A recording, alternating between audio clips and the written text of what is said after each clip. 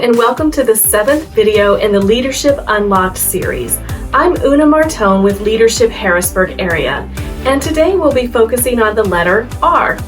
R is for reading, and it's not necessarily an outright leadership trait that people can see, but reading is super important for our continued development as leaders.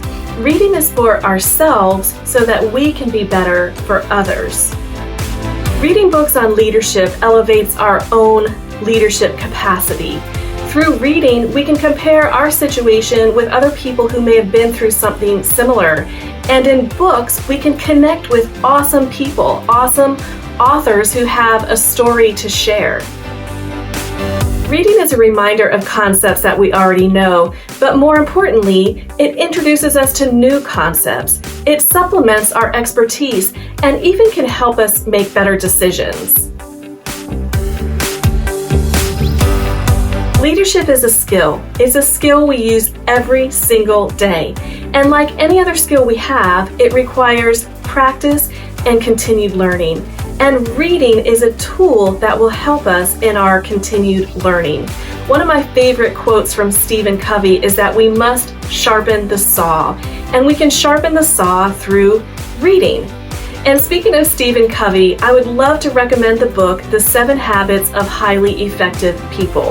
And I've reached out to the Leadership Harrisburg Area board members and asked them for their book recommendations too. I'd like to share those with you now.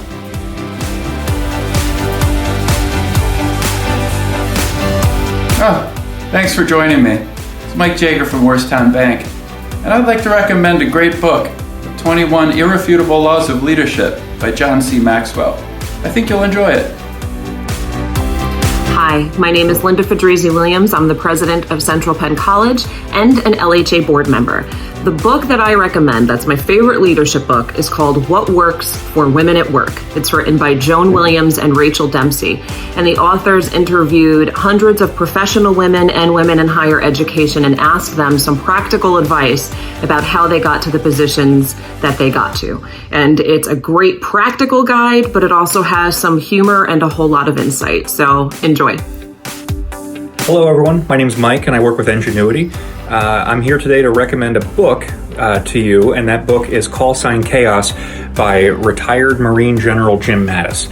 Jim Mattis is known for being an absolute nightmare on the battlefield. His quotes are epic, but he's also a student of history and a voracious reader, and as it turns out, a really accomplished writer too. This book was a pleasure to read. He talks about building trust, communicating commander's intent, and the book follows the arc of his growth within the Marine Corps at the fire team level, at the squad level, the platoon level, regiment level, all the way up. So you get to grow with him and learn about the lessons that he learned as his responsibilities increased.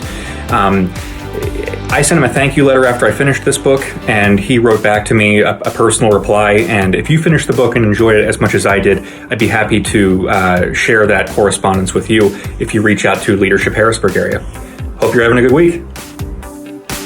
Hi, my name is Todd Allen from Masai College. The book I recommend is Quiet Strength: The Principles, Practices, and Priorities of a Winning Life by Tony Dungy.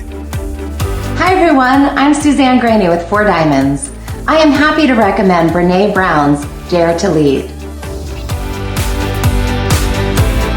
Hello, my name is John Kabeka. I'm with AAA Central Penn. My favorite book is The Way of the Shepherd by Dr. Kevin Lehman and Bill Pentak. I just want to share one fact in closing. Did you know that Warren Buffett reads between 600 to 1,000 pages every single day? He estimates that he spends about 80% of his time reading. It just goes to show that leaders are readers.